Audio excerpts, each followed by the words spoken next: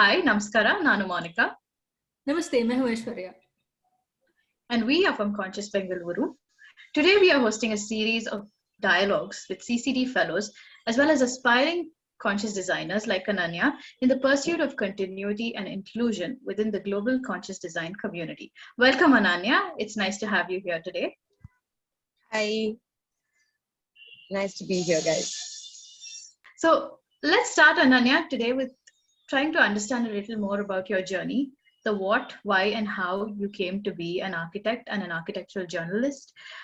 What specific aspects of your lived experience, education, or professional work really led you to take a deep dive into this intersection? Right. So my journey actually starts way back in school when my parents initiated me into traveling. Every year we would pick one city in the country and use all our savings and the long break for the Dussehra to travel together. And this was not vacationing, this was traveling in full swing. So we had trains, buses, and we would see the cities in their celebratory fervor. We would tick off monuments, restaurants, local markets, and subconsciously I probably picked up my love for cities and architecture in cities from there. I was expected to write about my experiences after we came back from these trips, but because school would get back in swing, I wouldn't.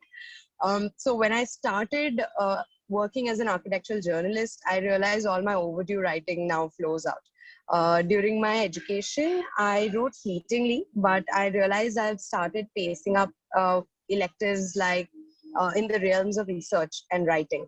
So I would help my friends with their content for portfolio. I would do writing in PR gigs. And I realized that these gigs were enjoyable because they were all in my niche of learning architecture. And I was in the course during that time. So it was laying a good foundation for me to understand what goes behind making a building and then to critique it from the third point of view. Architecture school helped me take up opportunities in critical pieces and writing in different formats. But the direct effect that I found on my work was when I started visualizing what the end result would be of an architectural project. So that generally happens when you think of the post-occupancy report while you are designing. So you think of how people will move through those spaces, and how somebody would envision it from a passerby point of view, or somebody driving down the road, how does it look to them?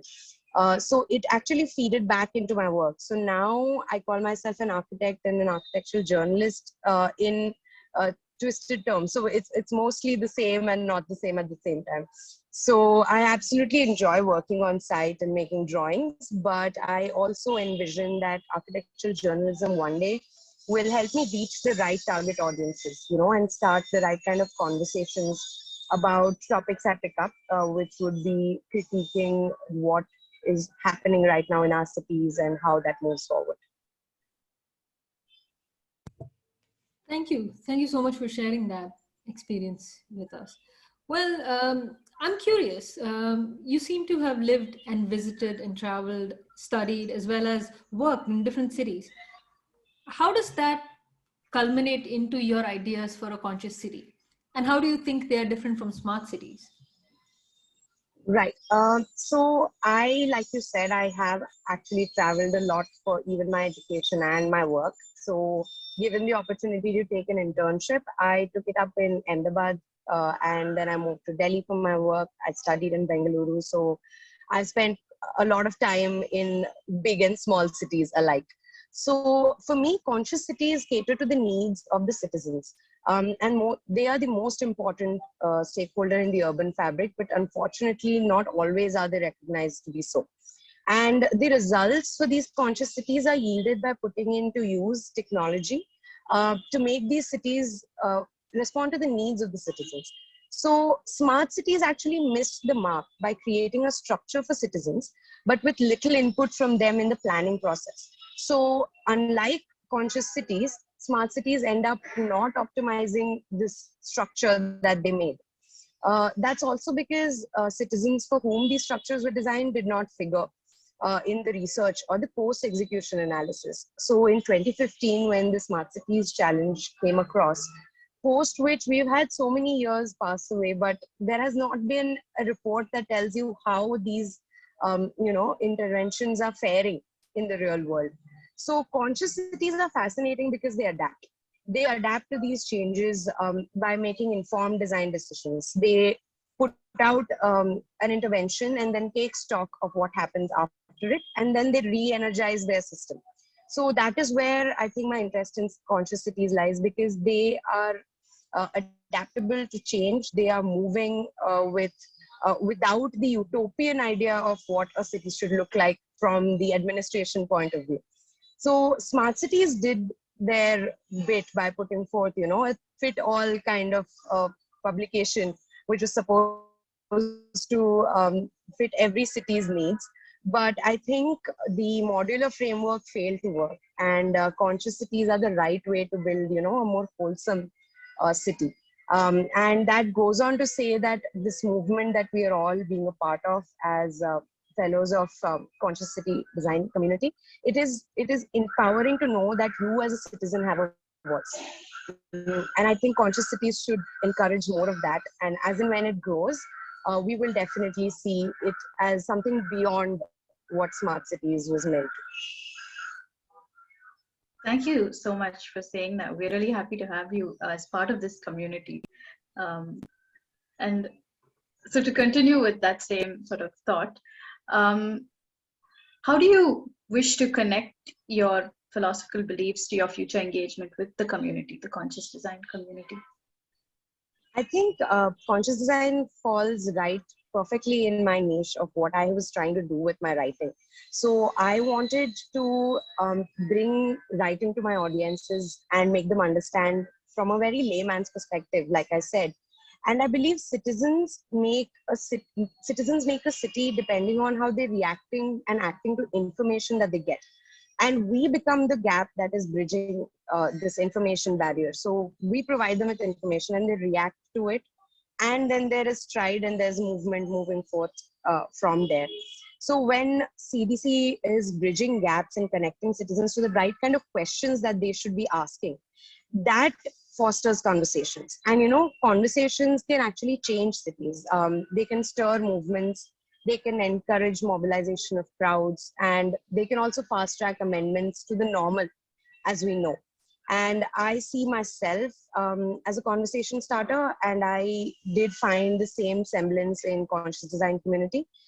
And the power of citizen participation is underutilized, and the faster we realize that that we need to cross this threshold, the faster we gain control of our own cities. And I think I'm positive and hopeful that CDC will do just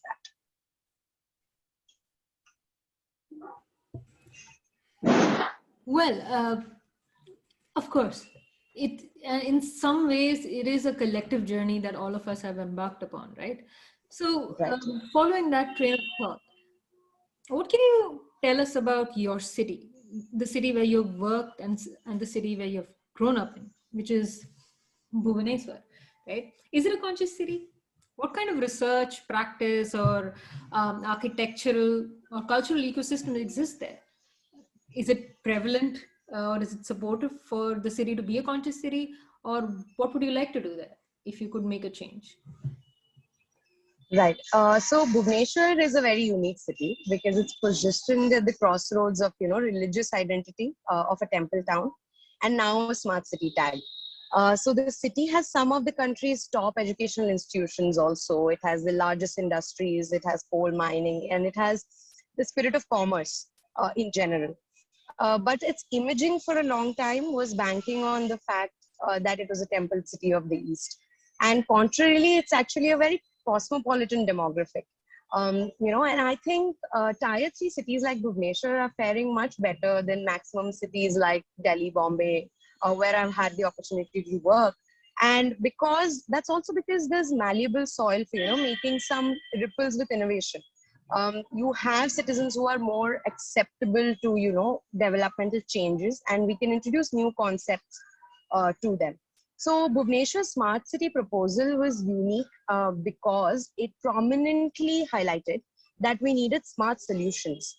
And smart solutions was an aspect of Pan City development model that they were publishing, where technological projects used social equity as a cross-cutting strategy.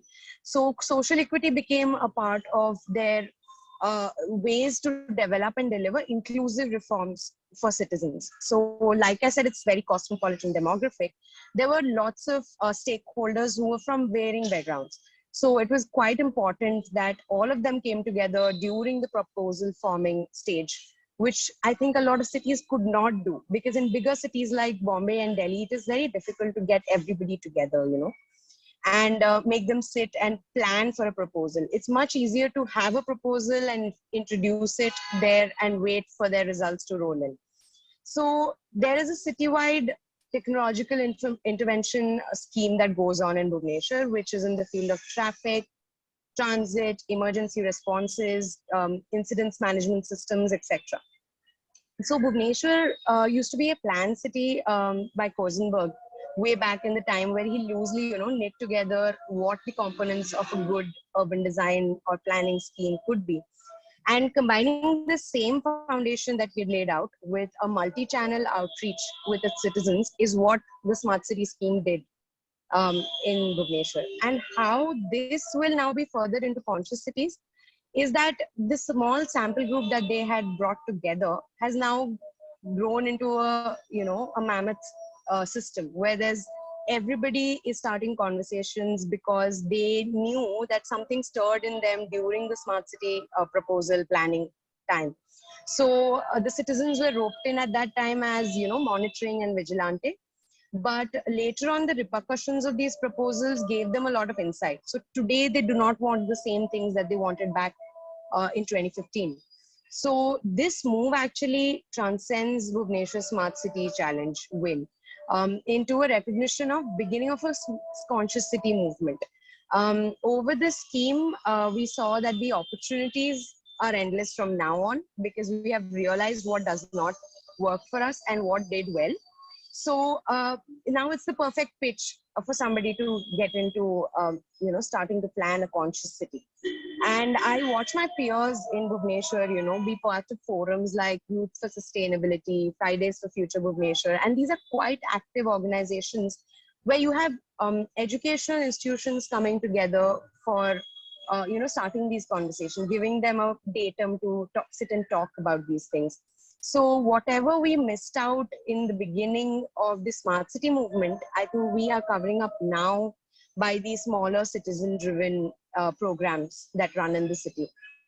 And the challenges are many. It will be mostly to strike a balance between, technology and the human connect, because most of the times when we're using these technological tools to, tap into what the citizen behavior is like, that we sometimes lose out on what exactly do people want to say. It cannot be a statistic figure. So I think we should focus on not losing sight and overdoing simulation, but definitely try to up the mark from where we started out as a smart city, and now try to bring out inclusive programs for citizens alike. When smart city program actually came across, there was a lot of talk about involving students and senior citizens and everything, but that failed, and now you see the repercussion of that. You see there is an impetus into students and senior citizens being involved now as part of trying to find what is the balance between and where is the threshold between smart and conscious. So I think a lot of citizen participation has started from 2015 and continues to do so in Bhubaneswar.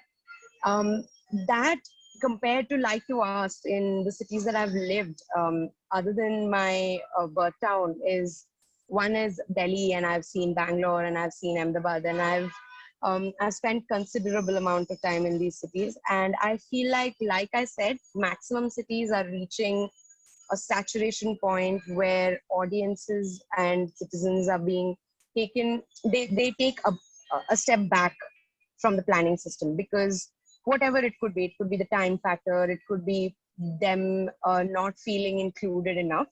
But I think that is what needs to change. In a smaller city, there is scope to change this because you can get everybody to hear your point.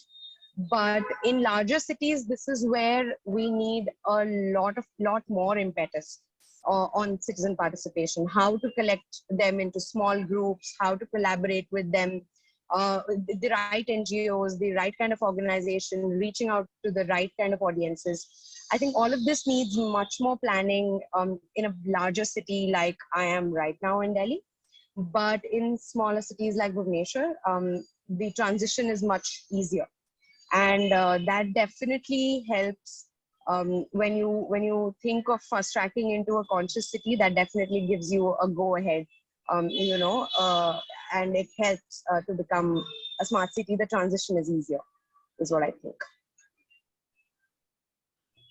Yeah, that's fascinating in terms of a difference between a tier 1 to tier 2 and tier 3 city, and how it's not just the physical scale or the social scale of a city that is integral to think about, but also the scale of communication amongst individuals Right. and communities thriving there, and also the diversity of communities. Because Correct. figuring out what to say to whom, and how their voices get reflected in the governance and the administrative side of things, yeah, that's the challenge, I guess. Right. Yeah. So going back to this year's festival's theme, which is the person space continuum, what comes to your mind when you think about Delhi, and when you think about Bhubaneswar, both the cities, if you had to think about the person space continuum there? Right. I think with Conscious Design this festival this year, the theme is quite interesting because the person space continuum is something that I got to learn about. I got to read about a lot. And when you read something and it's in the back of your head, when you're going through the motions of the city, you actually realize where things are probably falling short and where things have worked out. So like very nicely put in the brief, we talked about the three important things in activism, equity, and empathy. So in the case of Bhubaneswar, I think there is a datum for all three to find expression. The use of cognitive science to simulate interaction between the citizens and the city, and to inform the system that is making these rules, and the urban framework was in a small way also replicated during the smart city movement, but it was only about 30 to 40% of citizen participation, which is still a very low number for a closely knit society like Bhubaneswar is. So I think there the an activism part still has scope, that we have many more people to rope into the system and make them be a part of the person space continuum of Bhubaneswar. But then coming to the equity part, I feel amidst the multiplicity of the demographic, I see that education institutions are a good place for this conversation to start. Also because as in my age group and how I see my peers doing in Bhubaneswar, I feel like there is a hunger for equity, a hunger for getting where you're coming from, and just looking at and focusing on where you will be going and where your city is headed, and where do you stand as citizens, say 5 or 10 years down the line. So that is where the equity part has figured definitely in Bhubaneswar's young generation.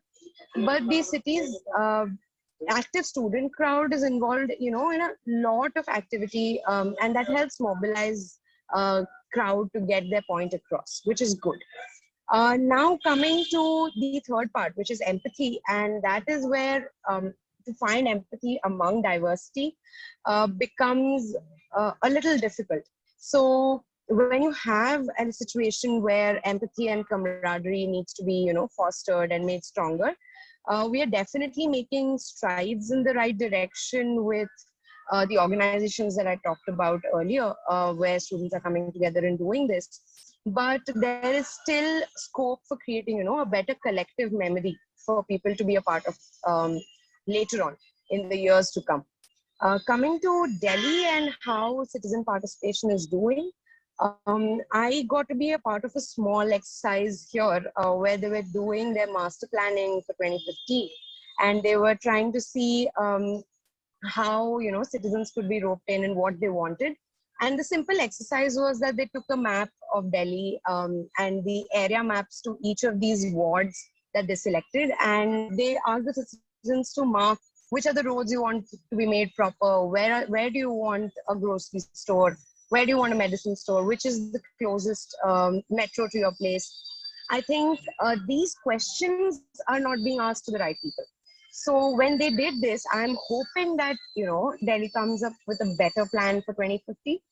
But that is where we'll have to see if the space, person space continuum thing will actually figure, because they are doing the exercise, but are they reaching the right kind of people and the right kind of crowds? So that is where I think both the maximum city like Delhi and Bhubaneswar have scope. But I will definitely be on Team Bhubaneswar if given an option to see which reaches the person space continuum mark. Wow, well, if only it were a race, maybe it would have motivated the right kind of people. But no, it's not a race, perhaps. At least we are not looking at it as a race, and it's more like it's journey is a nice way to look at it, because consciousness is something that is achieved over time, and Right. it changes and it's dynamic, and it starts with dialogues like these. And thank you so much, Ananya, for taking the time out and sharing your experiences, as well as merging them so beautifully with the idea of conscious cities and the theme for this year's festival. And we look forward to sort of growing both the chapters with you and more people from your community. Absolutely. Sure. Thank you It so would be much for lovely. joining us. Thank you.